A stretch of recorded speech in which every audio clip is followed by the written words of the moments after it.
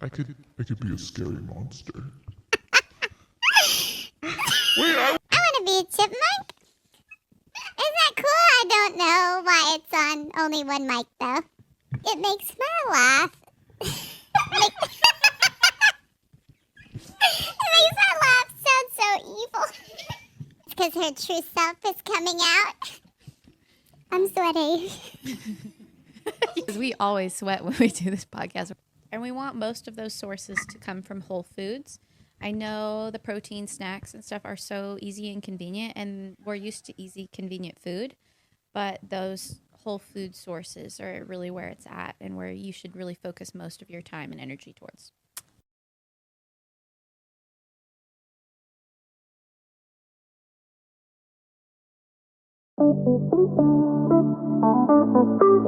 Welcome everybody to Rest Day Rants with Affinity, where we discuss everything from corrective exercise to elite level athletic performance. We're going to be blending training advice, nutrition guidance, and real life conversations about health and fitness. I'm Brinley. And I'm Hailey. And today we'll be talking about Fat Loss 101.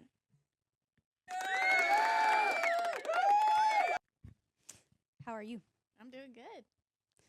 We have a new sound system. We do. We're so cool now. I know. It took us forever how to figure it out. We still don't really know.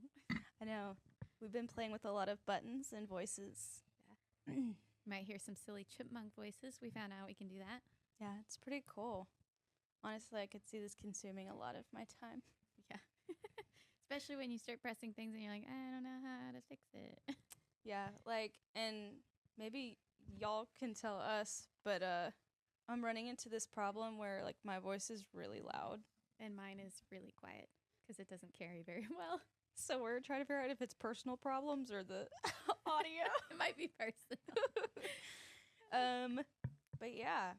So fat loss, the thing that everybody wants to do, the thing that internet tells us that we need to do, and the thing we usually fail at.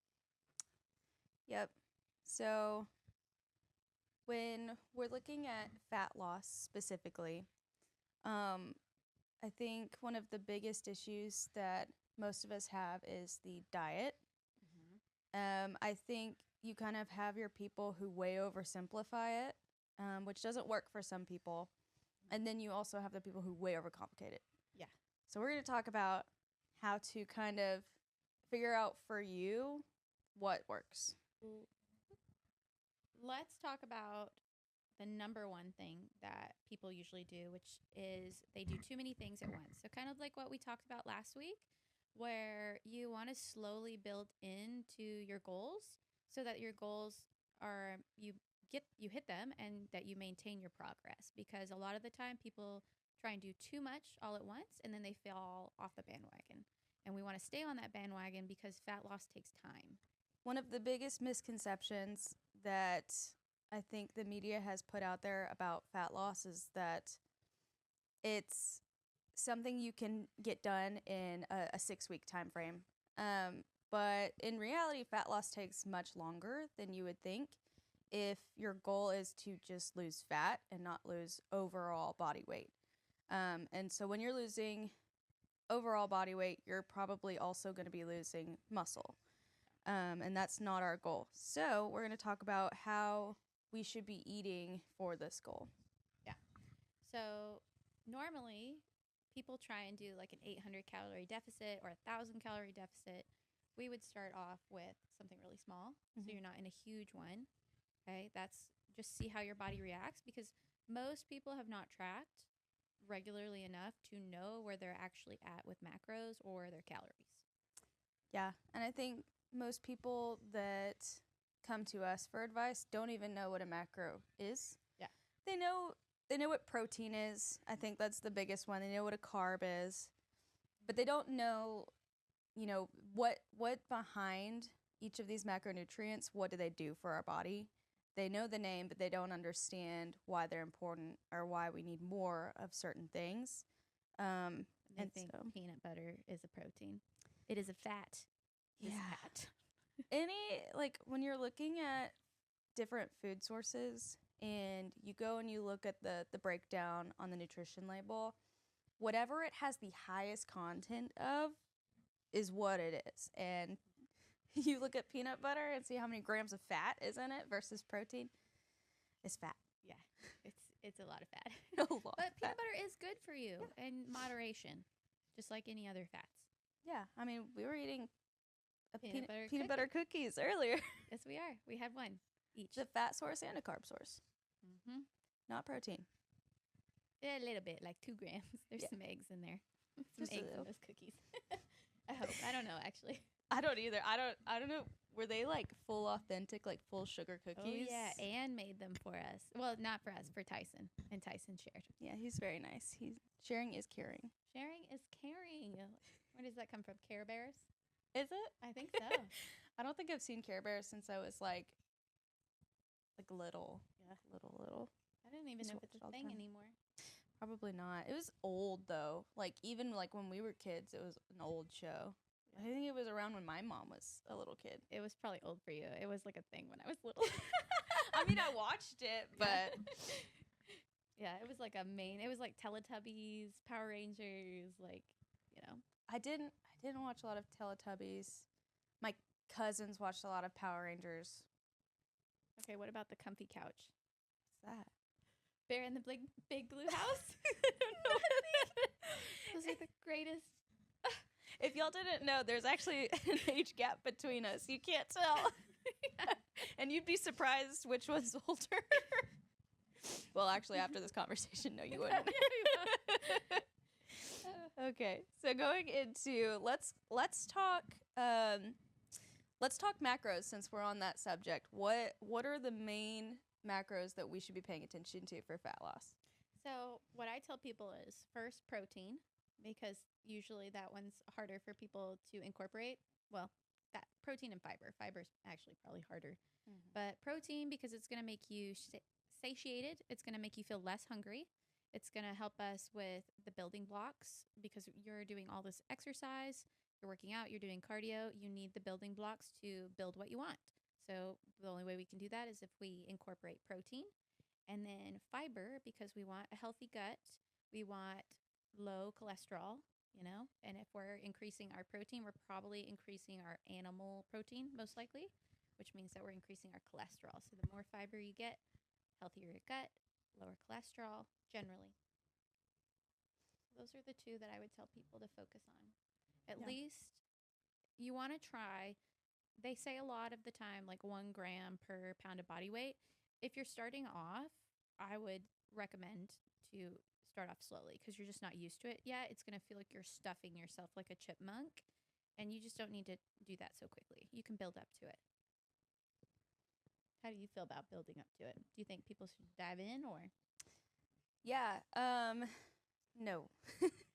So getting in protein is hard for anybody, even us, people with the educational background. It's still a hard thing to do, especially depending on your goals.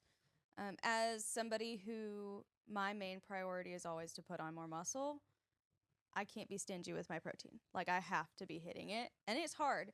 But getting to that point is the hardest part, finding a way to work up to it, because you're looking at, what kinds of foods do you like for that to be maintainable. Like, you don't want to be forcing yourself to eat foods just because they're high protein if you don't like them, because then that just creates a situation where you don't enjoy how you eat, and then you fall off track, and you have that whole cycle starting over and over. So I think as you're learning what high protein foods you like, what high protein foods are most ideal for you, that's where it's like maybe you set a goal of trying to hit at least 15 grams of protein per meal, 15 to 20. And then you can start raising it up, once you've found those main sources that you really enjoy and that you can implement in your daily life. Yeah. And we want most of those sources to come from whole foods. I know the protein snacks and stuff are so easy and convenient, and we're used to easy, convenient food, but those whole food sources are really where it's at and where you should really focus most of your time and energy towards. Yeah. And then a little bit more on protein and fiber, but when you start, you're going to feel so full, and if you try and jump straight head on into it, especially the fiber, you can have some upset stomachs, some pretty upset stomachs, because fiber, if you've only been having like 5 or 6 grams or maybe 10 grams a day, and you go 25 grams deep a day, you will not use the restroom at all. Yeah, fiber can have opposite effects of what you would think if you overconsume it. I would know. I was vegan for 3 years, and one of those years I was eating an extremely high protein diet while being vegan, and those protein sources are also high in fiber. Mhm. Your girl was probably eating like upwards of 50 grams of fiber a day. My gut was, I was so miserably bloated all the time, like that I was trying to take medication for it. My skin looked terrible because like nothing was passing through my gut. So learn from my mistakes. Don't overdo it on the fiber, but it is still important to hit your fiber. And some people's stomachs can handle that, but not everyone's. Build up to it slow. Yeah. Slow and steady. Do you want to talk about the 2 camps that you see a lot? Yeah. So again, on macros, calorie counting, when we're trying to lose weight, I feel like there's 2 camps of people that really struggle with it, like weight loss and what they're doing wrong. And those 2 camps are the people who don't track accurately and the people who are under eating. And you can jump back and forth if you're not being consistent, or you could hit a plateau and jump into the other camp. And it's usually the one that you don't think you are. So if you're like, I'm hitting all of my macros to a T, are you tracking the little bit of coffee creamer? Are you tracking the oil that you put in your pan? Are you tracking the little sips and licks and bites of your kid's lunch when you made it? So sometimes that can add up to 2, 3, 4, even 500 calories a day, especially if you're like licking peanut butter off a spoon. And then there's the people who don't eat enough. They're like, I am so full. I've had all this protein, all this fiber. I'm eating all these carbs. I'm working out, but I can't eat any more. And I was like, I tell people you need to eat more. Some of them just aren't eating enough for what their body needs. And that's not everybody. Some people are eating still too much when they think they're in a deficit. And that's okay. So when we're tracking our macros and we're learning if we're either under eating or if we're not tracking accurately enough, sometimes we can have these major weight jumps. And when you're trying to lose weight, a really good practice is to weigh yourself every day. Don't focus on that and focus on the average. If you are going down weight each week, generally, you're headed in the right track, because especially as women, you're going to have ups and downs. If you had a salty meal, your weight will go up the next day. And it's not because you lost your progress. Sometimes you'll have huge weight drops if you're not sleeping and then you slept. And, we want to see that weight generally go down. But let's talk about the difference between weight and fat loss, because those can be very different things. And sometimes we don't need the scale to go down.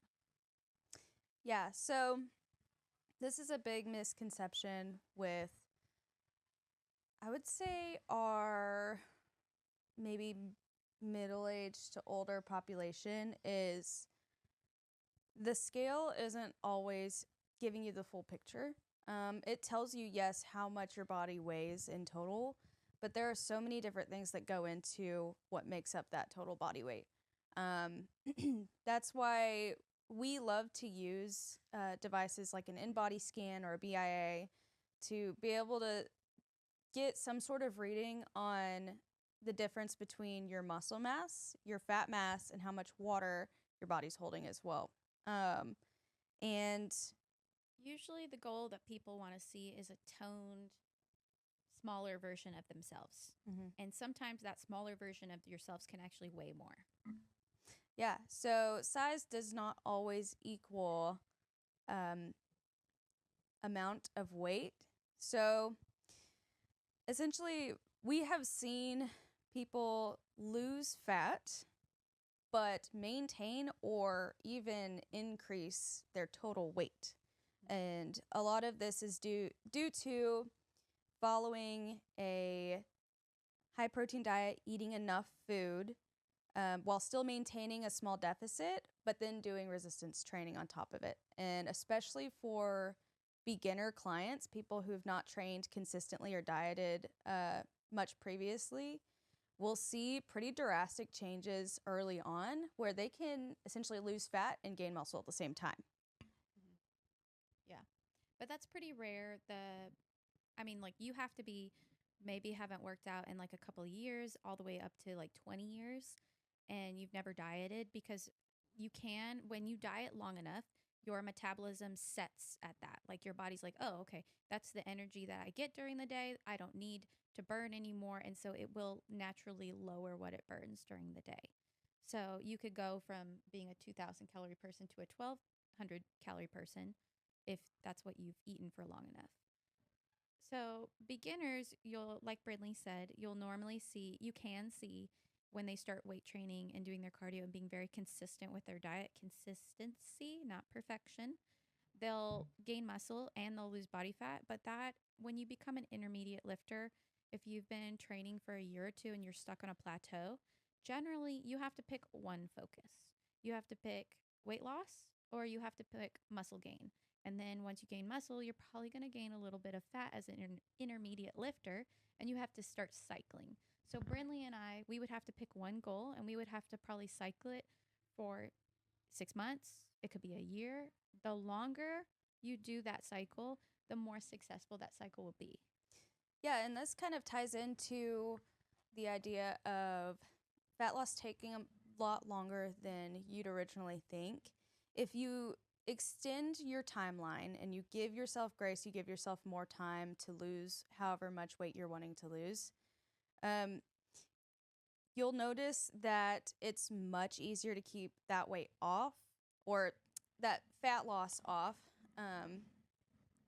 It really just depends on whatever your goal is. If it's muscle gain, fat loss, for the sake of this episode, fat loss, the more time that you give yourself to do that, the less restrictive you have to be, the easier it is to follow, and the easier it is to maintain after you've lost what you want to lose. Yeah. The less extreme steps you have to take to maintain that goal. And, if you took 20 years to gain the weight, or you took 6 months to gain the weight, you could double that, or, sometimes even triple the time it takes to lose it. So I'll use myself as an example. When I was in college, I did not know that I had PCOS. And so I gained a whole bunch of weight and I was like, what is going on? I have changed absolutely no habits. I think my sleep was the only thing that was different. And I think I gained that weight in probably 4 months, like 4 months. And it took me a year and a half to lose it. And I probably gained 20 pounds. But it took a year and a half after gaining it in maybe like 3 or 4 months. Like it was such a short period of time. It's going to take longer probably to lose that weight successfully and keep it off. And for this whole explanation here, we don't really have anything to make you feel better about it. It is kind of just one of those things that we have to be willing to accept. But the sooner you accept it and you just get on the right path to losing that fat mass, the happier you'll be in the process of doing so. And you'll kind of forget that was the goal to begin with. Like you just start living that way. So like starting a TV show. Yeah. You don't ever get sad that the TV show is 6 seasons, but you're like, wow, I have 6 seasons of this TV show to watch. Start thinking of your fat loss journey like a TV show. You have all these episodes you get to go through. It's going to take forever. Yeah. And at least for me, okay, let me put this in perspective for I'm sure so many of us. I love food. Hailey, do you love food? I love it.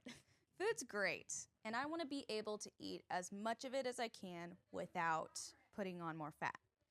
So when I think about having to be in a deficit to lose fat, I want to be in the smallest deficit as possible, but that also means that I need to extend the length of time that I'm in that deficit for. And just me personally, I have gotten rid of the mentality of I need to lose this much weight by this time for this thing. maybe if I had that mentality, which is a mentality you need to have, say, if you're bodybuilding, you have to be a lot more honed in on timestamps and schedules. But when it just comes to sustainability and overall health, just extending that period out makes it so much easier to stick with it. Yeah. And the other thing is when we do a fat loss, an extended fat loss period, fat loss cannot be forever. So if you are 300 pounds and you have to lose, almost 200 or, probably not 200, you would have to be a really tiny person. But when you have like that extended period that you have to be in a fat loss phase, you cannot be in that forever. Like, as we said before, your metabolism will lower and you will not be able to burn as much. So you have to go through cycles, even at, a really high weight, like 300 pounds or 250 or 200 or wherever you're at. You have to, let's say we would do 6 months of dieting. Could do 6 months of either maintaining or building, and then we'd cycle back into that fat loss. So it gives your body a break. It gives it time to build your metabolism back up, get even more muscle mass if you're having trouble building muscle mass in that lower calorie deficit. Yeah. How would you, speaking of if we're doing an extended period of weight loss, how would you track that progress for that fat loss? What would you tell people would be the best measurement other than weight? Other than weight, I think some great ways to track it would definitely be waist to hip circumferences and ratios. I think that's a really good one because, like we said, the weight may stay the same, but your overall body composition, your figure, your size will look different. And so a great way to track is waist and hip, because then you can see at least, actually for men and women both, we tend to hold fat in those areas the most, especially the waist. Mm-hmm. So if you see inches going down or even just centimeters, I think that that's a really good indicator, because typically if you're putting on fat, you will gain width in those areas. If you're putting on muscle, not as much. You might, depending on your sport or whatever your goal is, but I think those measurements are great. Especially because visceral fat, which is the fat that causes the most detriment to our health, is primarily around our organs, which is our waist.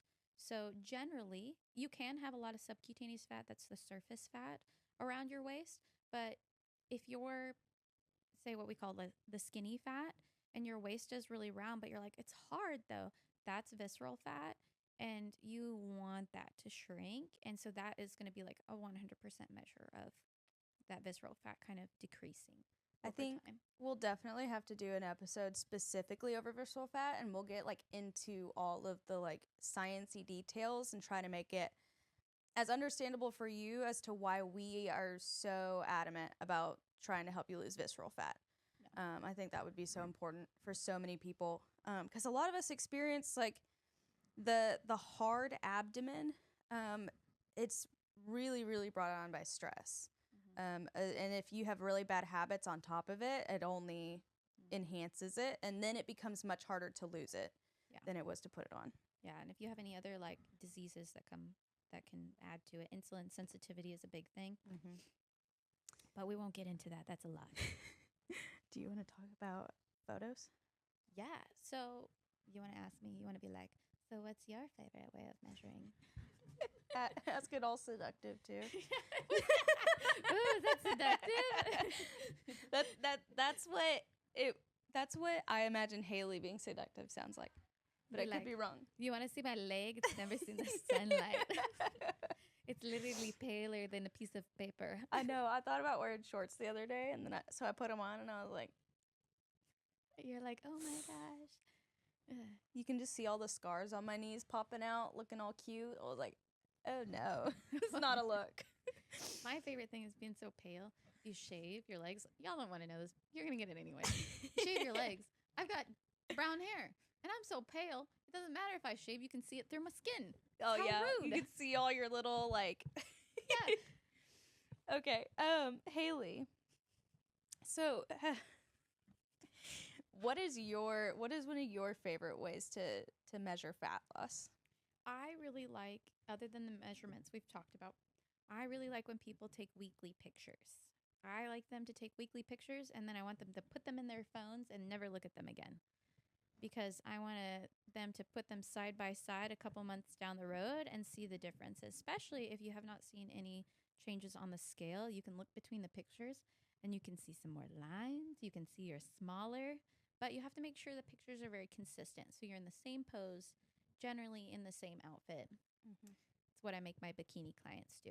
Yeah, and it's really helpful if the lighting's the same too, because lighting is huge. So if you take a photo in a room that has a lot of shadows, try to keep it that way.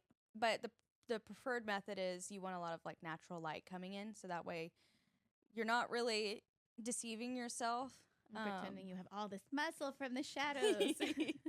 Yeah, lighting is everything. Remember that when you look at social media posts. Yeah. All right, so we're going to transition into how we should be training. We do know that resistance training is important, and we will touch on that. But big question, cardio. What kind, how much, what's important for fat loss? Okay. So, other than diet, cardio is going to be our most important form of, our most important tool for fat loss. Okay. So, counting steps is an awesome way. It's low impact. So, if you've never, ever, trained, you've never added cardio into your life, going from zero from the couch or from your work office all the way to training 3 days a week, adding cardio, losing weight, doing a diet is too much. So we want to pick something low intensity. So something that's really good is adding steps and hitting a step counter so that you can do it throughout the day. It's going to increase your metabolism. It's not really your metabolism, but it is. Anyways, or you can pick low intensity steady state exercise. What is that? Low intensity steady state is basically going on a walk. You can speak on the walk. You're not doing something very high impact. It's pretty easy breezy. And you build up to the recommendations, which is 150 minutes a week. Okay? Do you need to do more than that? Not in the beginning. Probably ever. That's probably great. When you're more advanced, a great option, if you've already done low intensity steady state, you're already used to training, because remember, we want to adapt our body to it because we don't want to fall off the bandwagon by exhausting ourselves. So once you've gotten used to the low intensity steady state and added some easy walking, easy treadmill, easy biking, any of that, you can go into something like HIIT, high intensity interval training. And that could be, you could do like kettlebell swings, you could do jumps, you could do sprints, anything where you're going in intervals and you're doing a really high intensity. But the thing about this is, if you're a brand new beginner, you're going to be putting so much impact and so much requirements for recovery on your body that you're going to become exhausted, and your results are going to start showing that. You're going to not get as good of results. So do something that's easier to maintain, that you're going to be able to do for longer term. And then once you've done that for a while, you can start adding maybe 1 or 2 of those sessions a week, high intensity. Something I wanted to note about high intensity interval training is it's along the lines of waiting until you're more experienced in training, because what happens is you get fatigued very fast. It's very high intensity. So depending on exercises that you choose for that style of training, you'll be fatiguing so fast, you're not going to be paying as much attention to your form. How are you moving? And if you don't have already full 100% control of that, you don't feel as comfortable moving, and that's even in running, but jumping, squatting, any sort of movements under a load, or even body weight. Once you're moving that fast with minimal rest, you're much more prone to injury. And so I think that's another good point, is until you feel really comfortable doing certain movements, I would avoid it. Yeah, unless we tell you you're ready and you're just being Yeah, you're just being a baby. Yeah. Not that we would ever call you a baby. We have to say we love you and want you to work harder. And we do. We do. We really do. We want the best for you. Yeah. Remember that. Even if you don't like hearing what we tell you. So, just like Brinley said, generally when you're doing that high intensity interval training and you're doing those quick, fast movements, you're really tiring out your major muscle groups. And if you're not like 100% practiced in those movements, you can easily injure a joint, pull a muscle. And that's usually how people get injured doing CrossFit. Not that CrossFit's bad. CrossFit can be really great for some people. But what would you do, Brinley, like if it, for training here? Mhm. What do we do for like muscle training here? I would say at the base of it, we do a lot of strength hypertrophy. Yeah, we do. I would say most people that come to us are beginners to intermediate. And I know me personally, until I've had somebody maybe 6 months to a year, I will not start doing extremely lower reps and really, really, really heavy work where we consider it more power based. Because one, you need to focus on building the pattern movement, like making sure the patterns of your movements are like correct and that you can handle like even, a moderate weight for higher reps. Build up your muscles, get used to the movement patterns so that when we start dropping and working on heavier power based movements, well, not movements, when we start working on more power based reps and that heavy weight, your movement patterns are like locked in and you're less likely to injure yourself. Yeah. Following a base of avoiding injury at all costs is really important. And it's really easy to injure yourself when you're lifting really heavy weights in these different movement patterns. Because when we do these things, we put you in a compromised position to develop strength in areas that you don't have strength in because you don't move that way normally. So if we were to just go ahead and add a bunch of load to your bench press and say you don't ever have to press or push anything, you never have to do this motion, or at least not to that extent, we put you in a really bad position if we were to just give you a ton of weight to push, and you're going to use the wrong muscles. Yeah. And you don't realize it. And wrong movement patterns. Yeah. The other big thing about that is why we do a lot of hypertrophy work too, is muscles build faster than tendons. Tendons and ligaments take time. They don't have a huge blood supply, and so they take way longer to get strong and build that, what is it, tensile strength? Mhm. Hopefully I'm not making that up in my brain. Tensile strength. Ah, no. I think that, yeah, I think you're Tensile. right. Yeah, tensile strength. And so they take so much longer than your muscles. And so that's sometimes why you see people who they'll lift really heavy and their muscles can handle it. And then they'll snap something. They'll snap like knees are a big thing. Like they'll snap something in their knee or they'll tear their pec because they're not necessarily always tearing the muscle. They can tear the tendon too. Like bicep tears are really like where the tendon like pops. Oops, you couldn't hear me. Where the tendon like pops away from the bone. It's because their muscle could handle it, but their tendons were not strong enough yet. Yeah. And we also try to stray away from overloading those isolation muscles a lot. I mean, I don't really see the point of bicep curling like 75s. Like Max curls. crazy. Because I think 1 rep max bicep curl. God. You're gonna tear something. Like, because then you also think about, there's a reason we call our compound lifts is because you take a lot of large muscle groups and they work together. So you can create a lot more force without hurting yourself. And that is why when we do like 1 rep max testing, which we wouldn't do until you are intermediate to advanced, where we'll maybe have you do a 1 rep max squat or bench, maybe deadlift. Just to, if your biggest goal is strength gains, okay, we might do that every 6 months. But there's no reason to 1 rep max a hamstring curl, a bicep curl, a leg extension, where you have a singular joint that is taking on all of that load. That's just a terrible idea.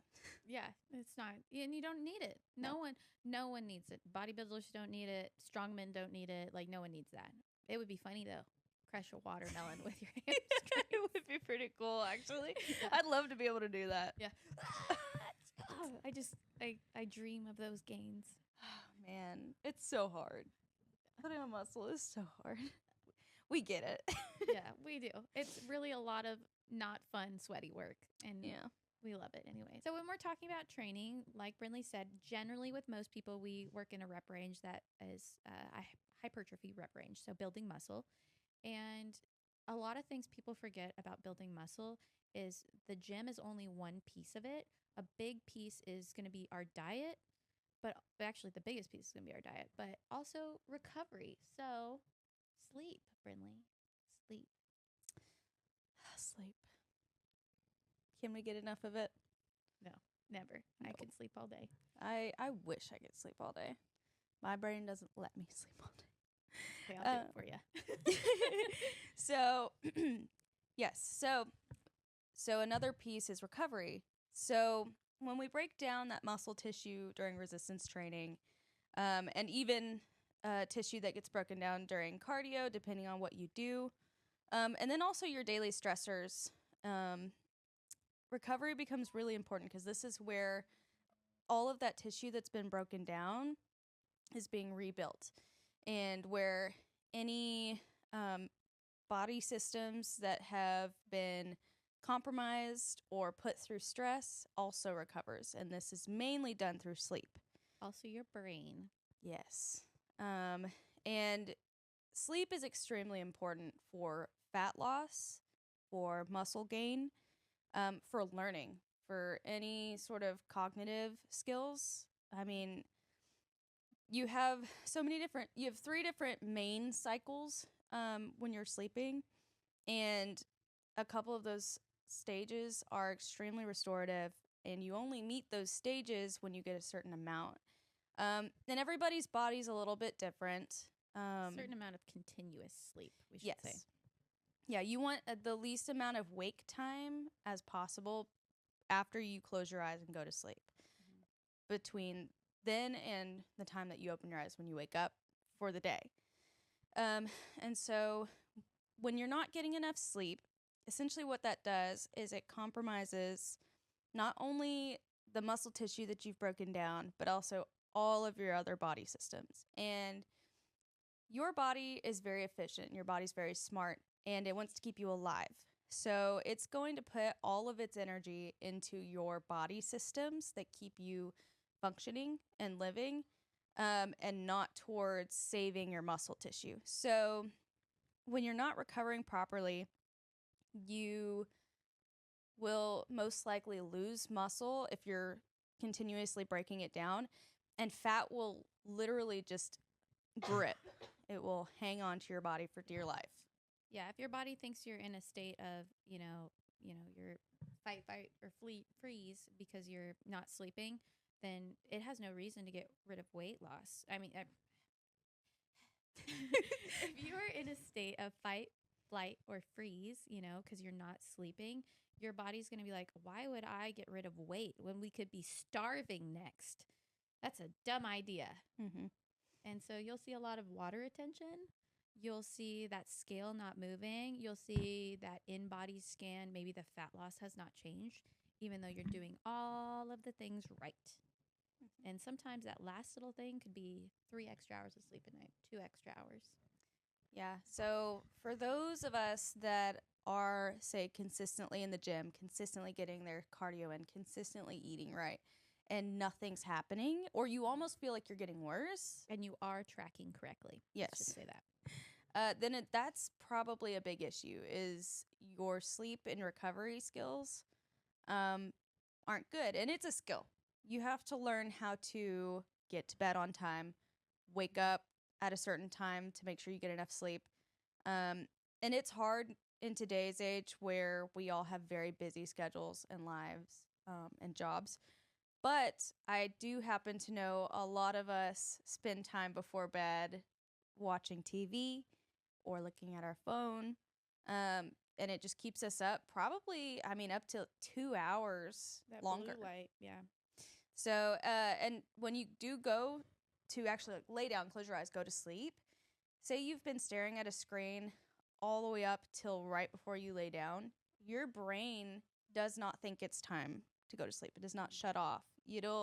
That is where you'll find the people who experience where they're like, oh, I don't fall asleep when I lay down for like an hour to 2 hours. Yeah. And that's usually why. Yeah. Your body also likes schedules and it likes routine, whether you like routine or not. And if you're used to going to bed at all different times, your body's not going to know when it needs to go to bed. So that could be a reason. So trying to it's hard for some people, but, making it as close to within 30 minutes of the same time every night is going to help. And then if you're really, really struggling with your sleep habits, look up sleep hygiene videos, like sleep hygiene. And that's not like being clean when you're sleeping. It's like what all you do before bed and the routine that you maintain. Yeah, that's something that is really important, is creating a ritual. A nighttime ritual, I would argue, is almost more important than a morning ritual. Yeah. In the sense of you need to, because of all of the access we have to things that keep us awake and going and stimulated mentally, you essentially need to tell your brain, okay, it's time to start shutting down. And that's usually kind of a timely process. So if you can create maybe that hour before you go to bed of this ritual that you follow where it's like, okay, you shut your phone off, you wash your face, and you do all the things you need to do before you actually get in bed. And then once you're in bed, maybe you read a book, not a screen. On paper. Or maybe you journal, or maybe you doodle. I don't know. Whatever you do that doesn't involve blue light, I think would be really ideal. And then making it something you do every night. Yeah. All right. So speaking of recovery and sleep and stress being a big thing that affects that, let's talk about cortisol a little bit. So I have a little pet peeve with cortisol, and I think it's a not fun thing people overuse, I guess. So I think for some people, you're doing literally everything to a T. You are perfect. And I mean, like, you've done all the steps we talked about. You're tracking correctly. You're exercising. You're doing your low intensity steady state. You're getting 8 to 9 hours of sleep. And you're still not losing weight. For those people, your cortisol could be what's affecting you, or you have like some other like hormonal or something issue. But I think the internet tells us that's what's wrong, because that can seem like an easy fix for some people.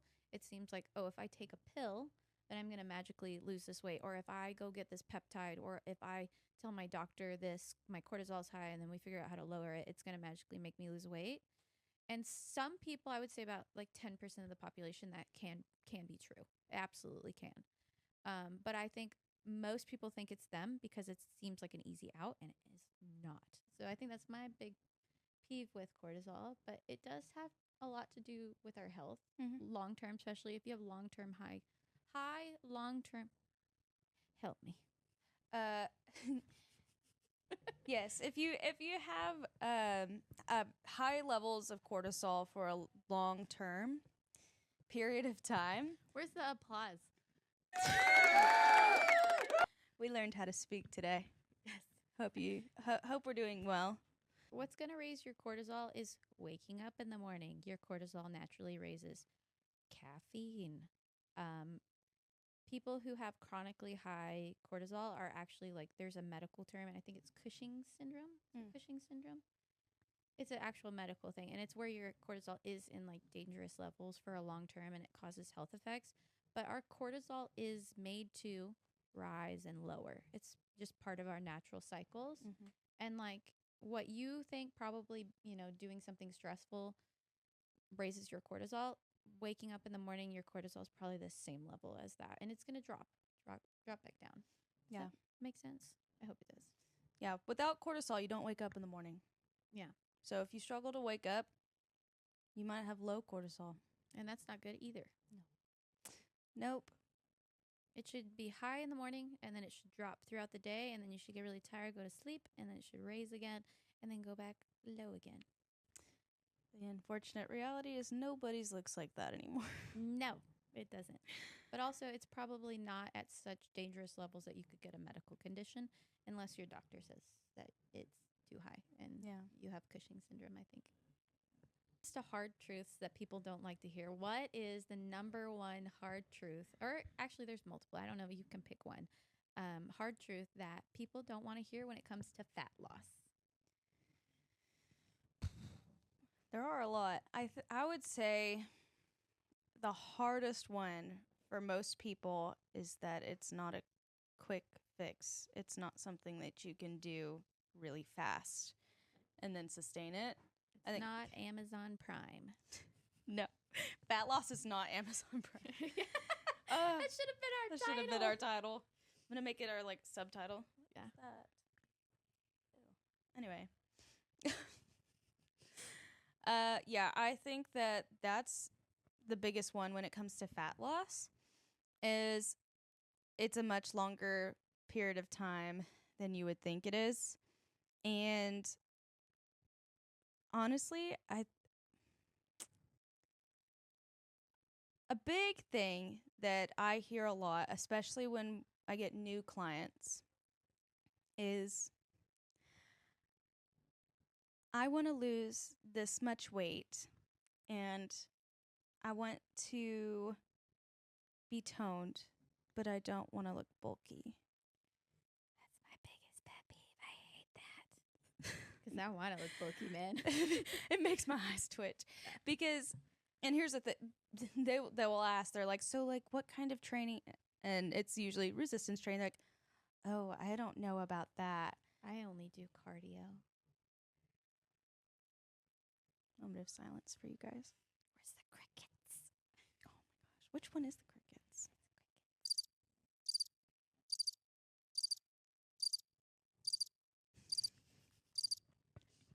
Anyway, yeah, so that's another thing. I feel, I'm not even gonna say I feel, this is kind of a fact. Resistance training and trying to put on muscle mass is so crucial for fat loss and looking toned, quote unquote. And if you're looking bulky, if you feel like you're bulky, I'm gonna say it. It's because if you are bulky, if you think you're bulky, it's not a muscle mass problem. It is a fat percentage problem. It's you have muscle underneath the fat, and because you have so much fat laying over your muscle, you feel bulky. Because I have a lot of, so I work with bikini clients, and some of them in the off season that are not necessarily like bikini, they're going into the upper categories. They go from being cut lean. You can see striations. You can see all the lines in their muscle. We go into like a long 2-3 year off season, and sometimes they gain a little bit of body fat, and they're like, I'm so bulky. I look huge. I look like a walking Hummer, you know? and I'm like, you're not. I'd love to look like that. I know. But it's not a muscle problem, because I guarantee you see a bodybuilder in real life, not the pictures, not the videos. You see one in real life, you're going to be like, you look a lot smaller than I thought you were. Because they usually are the Instagram models that you. Yeah, well, I mean, they're great at posing. They're great at distorting everything so that it looks very visually appealing.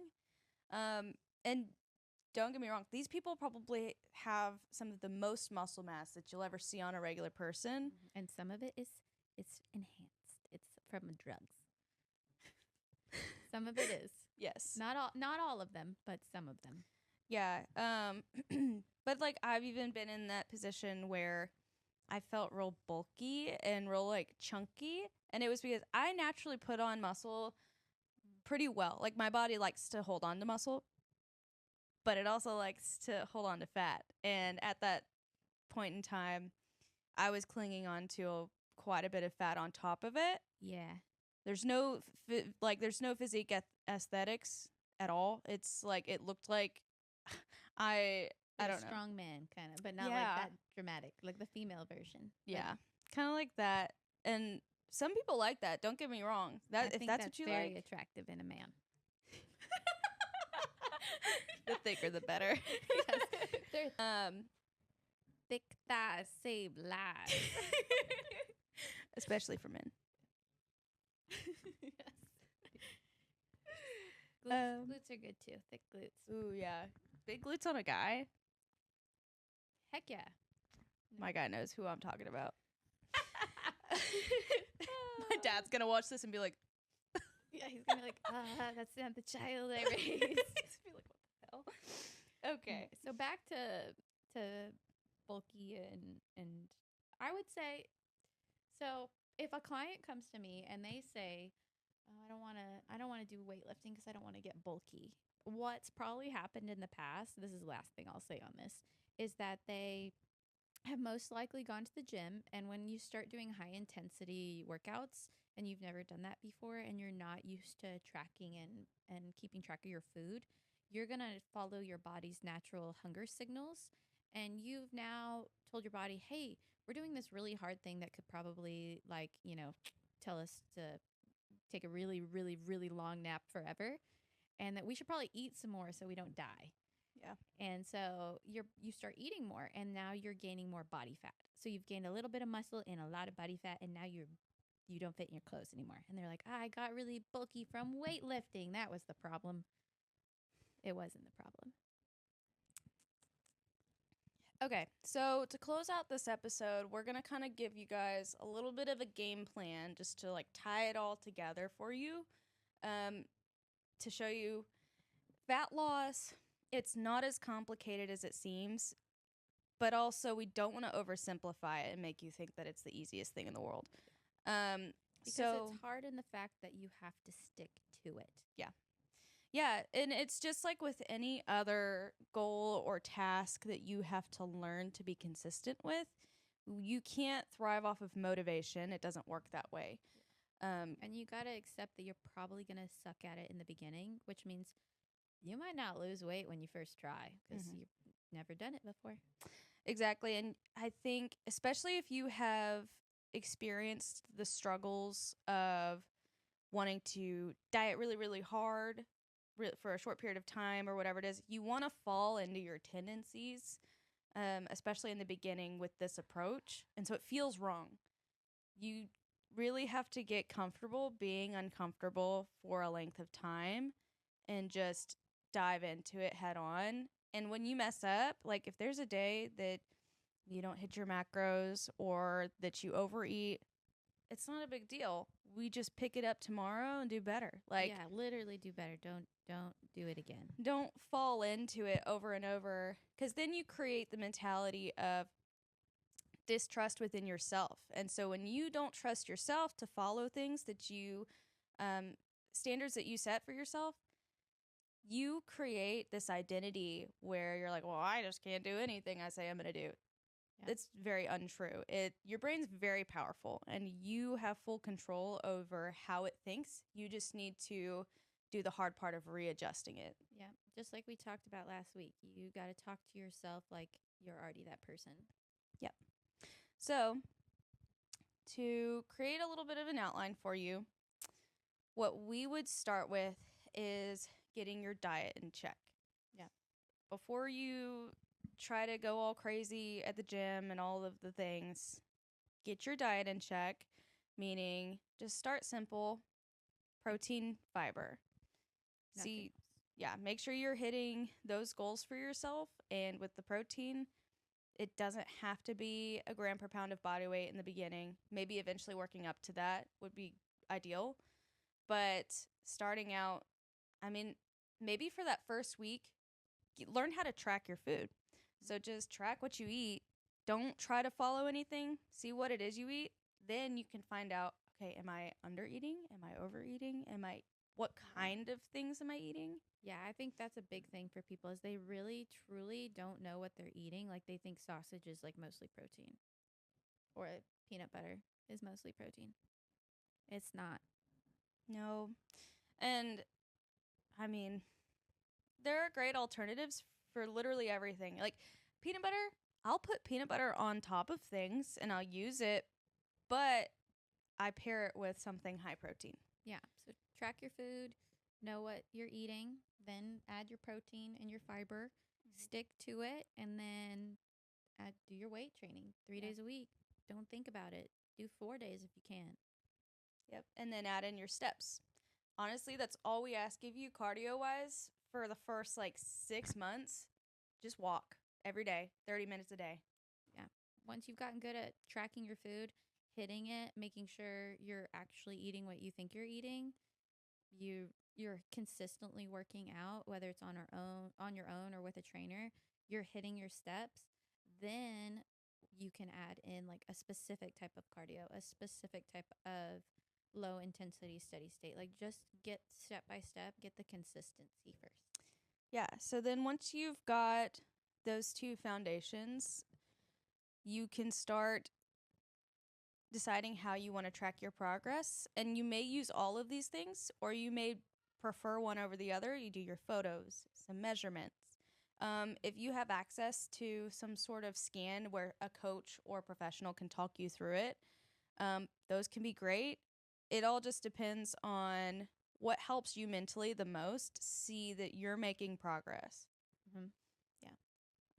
Don't have someone, you don't have to put this in there, but I'm going to say it anyways. Don't have someone talk you into doing a DEXA every 2 months. That's really dangerous, just, Oh, it's sleep, yeah.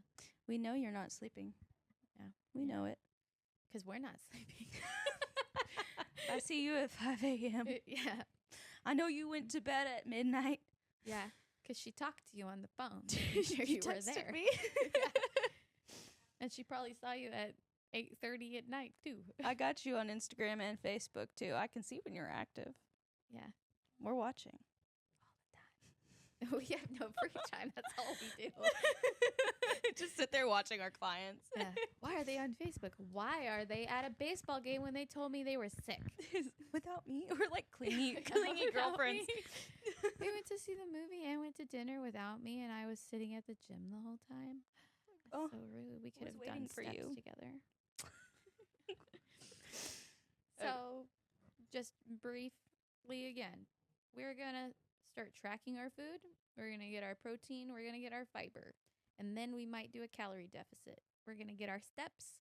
We might add a low intensity steady state or some HIIT training later on. Once you get those steps, you're going to get your sleep. We're going to do it step by step, and you're going to make sure you just consistently hit the gym, even if you're not always given 100%. Yeah, and it's just like we talked about last week about creating New Year's goals, one thing at a time. So that's kind of why we broke it down the way we did for you. We went by most important thing to get a hold of first, and then just follow it through. And fun question for y'all that y'all can put the answer in the bottom or ask us a question. We would love that. How does your body get rid of fat when you're losing fat? You should look it up. It's pretty fun. Yeah, we're not going to give you any hints for now. Nope. We'll talk about it, though, next week whenever what is next week's video? I don't know. Let's look that up. That's something we should know. Oh, Next week, you get a video with us. A video. I don't know what it is, but It's something. maybe we'll be talking about how men need big butts Oh, and thighs. and thighs. Preferably Asian. But I like the tan skin in this. She's a dancer. She's very limber. She has a lot of muscle. She has really pretty long blonde hair. It's fake, but that's okay. They don't, that doesn't matter. What was I looking at? You call my hair pretty, thanks. Okay. Posting an activities calendar. I made it the other day. I haven't looked at it since. We are doing strength training for real people. Oh, so that's our strength training podcast. Oh, that one will be really fun. Yeah. Hey, you're real people. Well, I hope y'all enjoyed this podcast and it gave you some really helpful information. And next week, you can look forward to learning about strength training for real people. Yep, and you might hear some more really cool sound effects because we'll learn how to use this. We hope that you guys were able to pull something from it. We'd love if you guys would like and comment, subscribe to all of the things. We're on Spotify, YouTube. We'll be posting shorts and clips on Instagram, TikTok, Facebook, all the things. You can follow me at bren.lifts on Instagram and TikTok and Facebook. And I'm Hailey Cakes Fitness, and I'm on Instagram. I'm just my regular name on Facebook, Hailey Musgrove. And then on TikTok, I'm also Hailey Cakes Fitness. Yeah. And you can follow the gym page at Affinity Fitness Rockwall on Instagram, TikTok, Facebook, our website, All the platforms. and then our podcast on Spotify. Obviously, you're listening to it either on YouTube or Spotify is Rest Day Rants with Affinity. And we also post funny videos, so We do. We spend a lot of time doing that. watch them even if you don't like them. Please. Yes. Thank you.